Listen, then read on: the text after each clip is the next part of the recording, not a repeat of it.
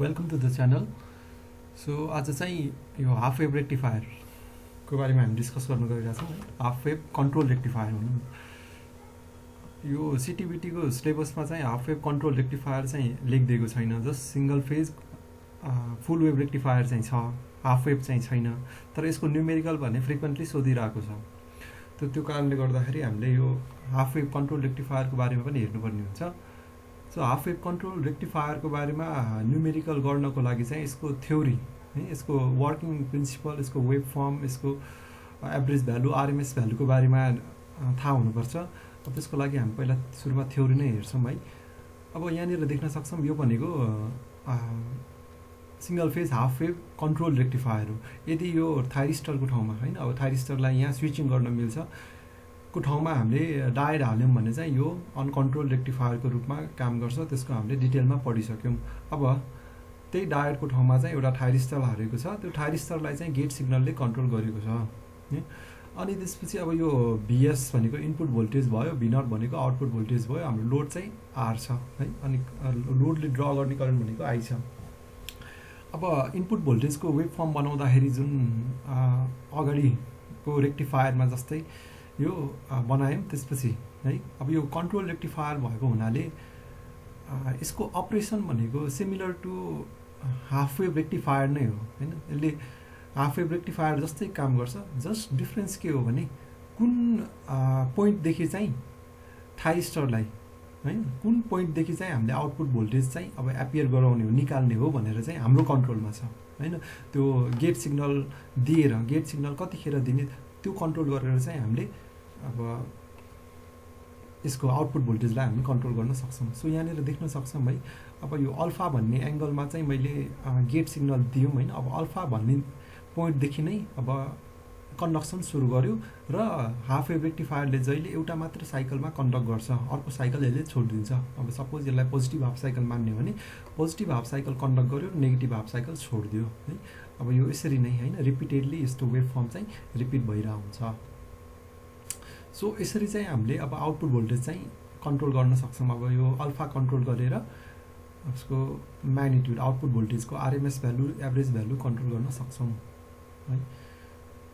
अब यसलाई होइन, अब यो त भयो हाम्रो वेभ फर्मको इक्वेसन भयो होइन, अब टर्ममा भयो। त्यसलाई हामीले म्याथमेटिकल इक्वेसनमा लेख्नु पर्दा अब यो त्यही लेखेको छ। Operation is similar to half wave rectifier except the conduction starts after firing the thyristor. अब भिडिसीको भ्यालु निकाल्नु पर्दा होइन, अब वेभ फर्म हेरेर हुन्छ होइन। वेभ फर्ममा के छ भने यहाँ देख्न सक्छौँ होइन।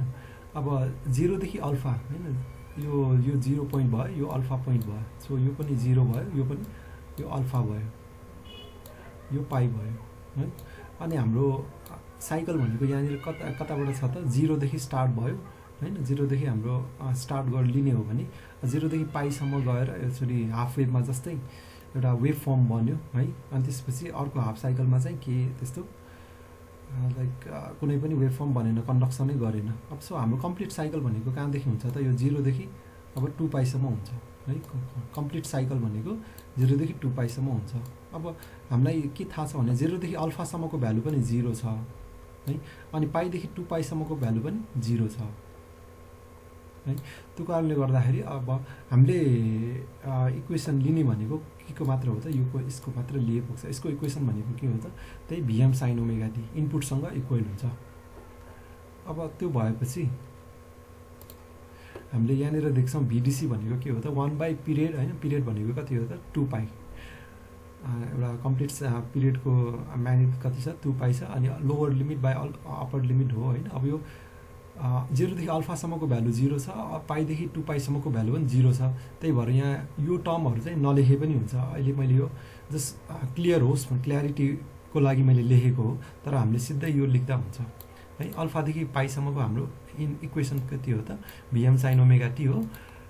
अनि यसलाई चाहिँ मैले इन्टिग्रेसन गर्दाखेरि भिएम बाहिर आउँछ किन कन्सट्यान्ट हुन्छ। साइन ओमेगा टीको एन्टी डेरिभेटिभ अथवा इन्टिग्रेसन भनेको माइनस कस ओमेगा टी हुन्छ है। अनि लोवर लिमिट र अप्पर लिमिट जस्ताको तस्तै छ, त्यसलाई राखेँ होइन। अब अप्पर लिमिटलाई युज गर्दाखेरि माइनस कस पाई, अनि upper limit minus lower limit को त्यो माइनसले गर्दा माइनस माइनस प्लस आउँछ अनि कस अल्फा त्यो गर्दाखेरि एभरेज भ्यालु चाहिँ कति आयो त Vm/2π 1 + cos अल्फा आयो। अब cos अल्फाको भ्यालु सपोज 0 राख्ने हो भने चाहिँ Vm/2π आउँछ। त्यो भनेको हाफ वेभ अनकन्ट्रोल रेक्टिफायरसँग बराबर हुन्छ है। अब अल्फाको भ्यालु कन्ट्रोल गरेर चाहिँ हामीले VDC को भ्यालु चाहिँ कन्ट्रोल गर्न सक्यौँ।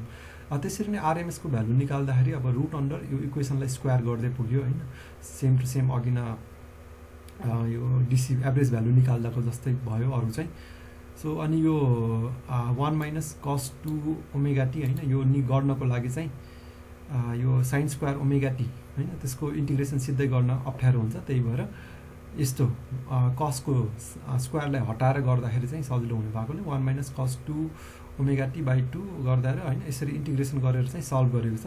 र यसको डिटेलमा चाहिँ हामीले यो जति पनि रेक्टिफायरहरुको थ्योरीमा मैले राम्रोसँग एक्सप्लेन गरेको छु त्यसलाई रिफर गर्दाखेरि हुन्छ। अब यहाँनिर पनि क्लियरली गर्न त गरेको छु। अब 1 - cos 2ωt/2 2 लाई अगाडि ल्याए 2 2 जा 4 भयो अनि 1 को इन्टिग्रेसन भनेको ωt sin 2ωt को इन्टिग्रेसन cos 2ωt को इन्टिग्रेसन sin 2ωt/2 यो कन्स्ट्यान्ट 2 ले डिवाइड गर्नुपर्छ र यसले अप्पर लिमिट र लोवर लिमिट हाल्दाखेरि हाम्रो यस्तो आयो। अब sin 2π को भ्यालु 0 हुन्छ। त्यो भएर π - अल्फा प्लस sin 2α/2 हैन। अब यो Vm र 4 लाई चाहिँ मैले बाहिर निकाले हैन 2 स्क्वायर र Vm स्क्वायर छ स्क्वायर रुट भन्दा बाहिर निकाले अथवा अरु नै फर्ममा राख्दिए हुन्छ। अनि यसरी चाहिँ मेरो फाइनल इक्वेसन आयो। अब त्यसरी नै अब लोड करेन्ट पनि त्यसरी नै निकाल्न सकिन्छ हैन। यदि हाम्रो लोड चाहिँ प्योरली रेसिस्टिभ छ भने IDC को भ्यालु पनि अलमोस्ट त्यस्तै आउँछ जस यहाँ IM को ठाउँमा Vm को ठाउँमा IM हुन्छ। RMS को भ्यालु पनि यसरी नै निकाल्न सक्छौं है। अनि एफिसिएन्सी अथवा रेक्टिफिकेसन रेशियो भनेको जनरल फर्मुला यही हो PDC/PAC है। अनि यसलाई VDC/RMS गर्दा न्युमेरिकल भ्यालु हाल्यौं भने चाहिँ इटाको भ्यालु निकाल्न सक्छौं है। अरुमा जस्तो अरु थ्योरीमा जस्तो यहाँ सिधै इटाको भ्यालु न्युमेरिकलमा किन लेखेन भने यहाँ अल्फामा डिपेन्ड भइरहेछ। यो अल्फालाई क्यान्सल आउट गर्न मिल्दैन है यहाँनिर। त्यही भएर यो यस्तै फर्ममा राखेको छ। अरु रिपल भोल्टेजको फर्मुला VRMS² - VDC² को होल रुट अन्डर भयो। रिपल फ्याक्टरको फर्मुला VR/VDC भयो।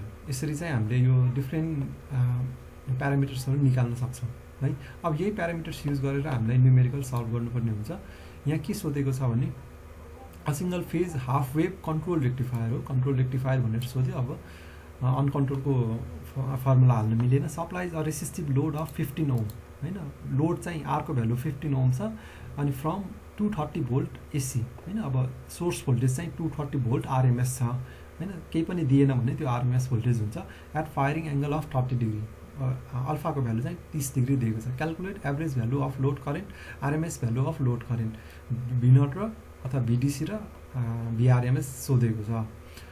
अब गिवन कन्डिसन सुरुमा लेख्नु पर्यो। R को भ्यालु 15 ओम दिएको छ। V इनपुट को भ्यालु 230 भोल्ट दिएको छ। हामीलाई चाहिने भनेको पिक भ्यालु हो RMS भ्यालु होइन। सबै हाम्रो फर्मुलामा देख्न सक्छौं हैन। Vm भन्ने छ। Vm भनेको पिक भ्यालु हो RMS भ्यालु होइन। त्यही भएर यो इनपुट भोल्टेज VRMS दियो 230 भोल्ट त्यसलाई चाहिँ पिक भ्यालुमा लेख्नुपर्छ। त्यो भनेको √2 ले मल्टिप्लाई गर्यौं भने 325.27 आयो हैन। अनि त्यसपछि फायरिङ एंगल भनेको 30 डिग्री दिएको छ। अनि त्यसलाई चाहिँ रेडियनको टर्ममा लाँदाखेरि π/6 हुन्छ। पाइ भनेको 180 डिग्री 180 लाई 6 ले डिवाइड गर्दा 30 डिग्री नै आउने हो। सो यहाँ अल्फाको भ्यालु चाहिँ हामीले π/6 को टर्ममा लेख्नुपर्ने हुन्छ। यो अघिल्लो न्युमेरिकलहरुमा यस्तो अनकन्ट्रोलमा जस्तो गर्नु पर्दैन। कन्ट्रोलमा चाहिँ अल्फाको भ्यालु यसरी रेडियनको टर्ममा लेख्दिनु पर्ने हुन्छ।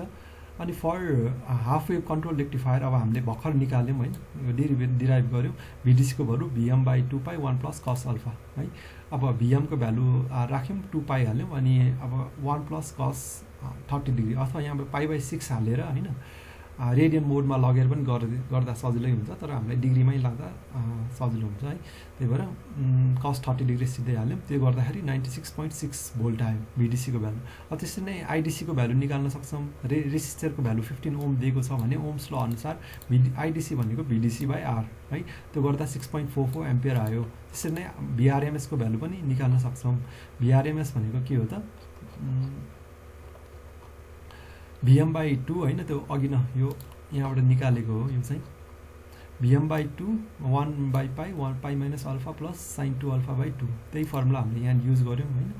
अब Vm/2 गऱ्यौँ हैन। अब 1/पाई पाई माइनस यहाँ ख्याल गर्नुपर्ने यहाँनिर हो अल्फाको भ्यालु यहाँ 30 डिग्री हाल्ने हैन, पाई/6 हाल्नुपर्छ है, किनकि यो रेडियन मोडमा छ। अब अल्फा पाई भनेको यो रेडियनको एंगल हो भने अल्फाको भ्यालु पनि त्यो रेडियन मोडमै हाल्नुपर्छ। अनि यहाँनिर पनि अब रेडियन मोडमै हालेर गर्ने हो भने त्यही अनुसार क्याल्कुलेटरलाई मिलाउनु पर्यो, अथवा sin 60 डिग्रीको भ्यालु सिधै हाल्दै हुन्छ। यो 60 डिग्री कसरी आयो भने 2 × 30 डिग्रीले गर्दा है। अनि यसलाई सबैले क्याल्कुलेटरमा थिच्यौँ भने चाहिँ 160.27 भोल्ट आउँदो रहेछ। अनि त्यसलाई चाहिँ अब IRMS को सोधेको छ क्वेसनले। अब IRMS निकाल्दा VRMS/R गर्दा 10.68 एम्पियर आउँदो रहेछ। अब यही कुरालाई हामीले सिमुलेसनबाट चेक पनि गरेर हेर्न सक्छौँ है। अब यहाँनिर मैले 327.27 पिक भ्यालु हैन, सोर्सको पिक भ्यालु यति अलरेडी मैले राखेको छु है। अनि रेसिस्टेन्सको भ्यालु यहाँ 1000 लेखेको छ, यो 1000 होइन, यो डिस्प्लेमा मात्र लेखेको हो। यहाँनिर कति छ यहाँ रेसिस्टेन्सको भ्यालु 15 ओम लेखेको छ है। अनि त्यसपछि हामीले अरु ख्याल गर्नुपर्ने कुरा, अनि यो भोल्टेज नाप्नुको लागि भोल्टेज सेन्सर, यो RMS र मिन भ्यालु है, एभरेज भ्यालु र मिन भ्यालु, यो करेन्टको RMS भ्यालु र यो मिन भ्यालु, यो करेन्ट सेन्सर राखेको छु है। यसलाई सिमुलेसन अलरेडी गरेको छु मैले चाहिँ। अब फेरि एकचोटि गरौँ। यहाँ देख्न सक्छौँ हैन। अब यो RMS को भ्यालु 159.7 आएको थियो, अघि हाम्रो कति आएको थियो त्यहाँ 160 आएको छ हैन RMS को भ्यालु। अनि अब करेन्ट भनेको 10.68 एम्पियर आएको छ। हामी करेन्टको टर्ममा हेरौँ 10.68 र 6.44, 10.68 र 6.44 अलमोस्ट सिमिलर आएको छ हैन। अब यहाँ डिफ्रेन्ट कम्पोनेन्ट्सको अब आइडियल कन्डिसन नमानेको हुनाले यो थोरै भेरिएसन हुन्छ सिमुलेसनमा चाहिँ। तर हामीले यो डाटा हेरेर चाहिँ हाम्रो आन्सर मिल्यो भनेर कन्क्लुड गर्न सक्छौँ। अब त्यसरी नै हैन, यो भयो अब एभरेज लोड करेन्ट र RMS लोड करेन्ट मात्र भयो। अब यस्तै न्युमेरिकल अर्कोमा पनि सोधेको छ, त्यो भनेको यो 2074 मा सोधेको छ। यहाँनिर देख्न सक्छौँ है। Single phase transformer with secondary voltage of हैन, सेकेन्डरी भोल्टेज सिधै दियो, प्राइमरी भोल्टेज दिएको भए ट्रान्सफर्मेसन रेसियो को मार्फत जानु पर्थ्यो हैन। यहाँ चाहिँ सेकेन्डरी भोल्टेज सिधै दियो 230 भोल्ट। अनि 50 hertz delivers power to load, R को भ्यालु 10 ओम दियो through half wave control rectifier है, half wave control rectifier circuit भनेर भन्यो तोक्दियो मजाले। अनि for a firing angle delay of 60 degree, alpha को भ्यालु 60 डिग्री दियो। Determine the rectification efficiency, eta को भ्यालु, फर्म फ्याक्टर हैन। अनि त्यसपछि भोल्टेज रिपल फ्याक्टर, यो सबै रिपल फ्याक्टर सोध्यो, फर्म फ्याक्टर सोध्यो र इफिसियन्सी सोध्यो। रेक्टिफिकेसन रेसियो भनेर पनि भन्दा पनि एउटै नै हो। सो हामीले गिभन कन्डिसन के हो त, सेकेन्डरी भोल्टेज VS को भ्यालु कति दिएको छ 230 भोल्ट दियो। अब हामीले यो त RMS भ्यालु हो, पिक भ्यालुमा लानको लागि √2 ले मल्टिप्लाई गर्दा 325.27 आयो। अब R को भ्यालु 10 ओम दिएको छ, अल्फा को भ्यालु 60 डिग्री भनेको पाई/3 हो है। अब त्यो गर्दाखेरि हैन, अब for half wave control rectifier हैन। अब हामीलाई सोधेको यहाँ अघि न जस्तो RMS भ्यालु एभरेज भ्यालु भनेर सोधेन कि, पहिलो क्वेसन नै रेक्टिफिकेसन इफिसियन्सी भनेर सोध्यो। अब रेक्टिफिकेसन इफिसियन्सीको हामीलाई फर्मुला के थाहा छ भने हैन, यो हैन, रेक्टिफिकेसन इफिसियन्सीको लागि फर्मुला हामीसँग यो छ है। अब सो इफिसियन्सी निकाल्नको लागि VDC, IDC, VRMS, IRMS सबै भ्यालु निकाल्नु पर्यो अघिल्लो न्युमेरिकलमा जस्तै है। त्यही भएर हाम्रो पहिलो स्टेप नै सबै VDC, IDC, VRMS र IRMS निकाल्ने हुन्छ पहिलो स्टेप। सो VDC को फर्मुला यो Vm/2 पाई 1 + cos अल्फा हैन। त्यो गर्दाखेरि यो चाहिँ मैले अहिले सुरुमा चाहिँ यो फर्मुला लेखिदिएको छु है, सजिलो होस् भनेर। तर यो एक्जाममा चाहिँ सिधै फर्मुला युज गरिदिँदा हुन्छ। अब यहाँ VDC को भ्यालु भनेको Vm/2 पाई 1 + cos अल्फा, अल्फा को भ्यालु 60, अरु रेस्पेक्टिभ भ्यालु हाल्दा चाहिँ 77.65 आयो है। IDC को भ्यालु पनि त्यसरी नै आयो 7.765 है। अब IM को भ्यालु चाहिँ कसरी निकाल्ने भन्दाखेरि यहाँ यसरी निकाल्दै पनि हुन्छ। अब IDC भनेको VDC डिभाइड बाइ R गरेर सिधै गरे पनि हुन्छ। यहाँनिर अलिकति यसरी पनि गर्न सकिन्छ है भनेर मैले देखाउन मात्र खोजिरहेको छु है, फर्मुला युज गरेर। तर यो गर्नु पर्दैन, सिधै VDC भने IDC भनेको चाहिँ VDC divide by R, R को भ्यालु कति छ त 10 छ भनेपछि 7.765 डाइरेक्ट आउँछ। अब त्यसैले VRMS भनेको यो फर्मुला युज गरे है। अनि यो फर्मुला युज गरेपछि 145.87 आयो। त्यो गर्दाखेरि हैन अब आइआरएमएस भनेको भिआरएमएस बाई आर हो। यो भिडिसीको भ्यालु आइडिसीको भ्यालु पनि भिडिसी डिभाइड बाई आर नै गर्ने है। यसरी अलिकति अप्ठ्यारो हुन्छ। अनि आइआरएमएसको भ्यालु अब 14.587 आयो है। एकचोटि यसले सिमुलेसनबाट एकचोटि टेस्ट गरौँ। अब आरको भ्यालु चाहिँ कति छ त 10 छ है। अनि त्यसपछि हाम्रो फायरिङ एङ्गल चाहिँ कति छ त यहाँ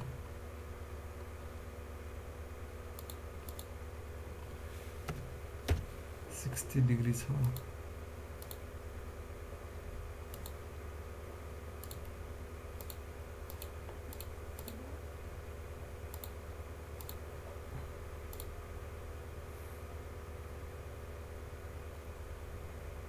अब यहाँनिर आन्सर चेक गरौँ एकचोटि।